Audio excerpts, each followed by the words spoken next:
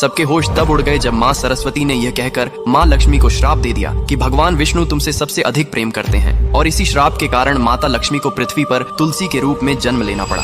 कहानी उस समय की है। वैकुंठ लोक में माँ सरस्वती, लक्ष्मी और गंगा देवियाओं में बहस हो गई कि तीनों देवियों में से भगवान विष्णु सबसे ज्यादा प्यार किसको करता है। क्योंकि सरस्वती ज्ञान, विद्या और कला की देवी थीं, लक्ष्मी धन, वैभव और समृद्धि की देवी, और गंगा पवित्रता, शांति और शुद्धता की थीं। भगवान विष्णु तीनों का समान आदर और सभी से समान प्रेम रखते थे। लेकिन तीनों देवियों के मन में यह प्रश्न उठने लगा कि संसार में सबसे अधिक महत्व किसका है, ज्ञान का, धन का या पवित्रता का। यह विचार धीरे धीरे बहस में बदल गया। नारद मुनि भी वहां पहुंचे और अपने स्वभाव के अनुसार अलग अलग दृष्टिकोण रखकर बहस को और गहरा कर दिया।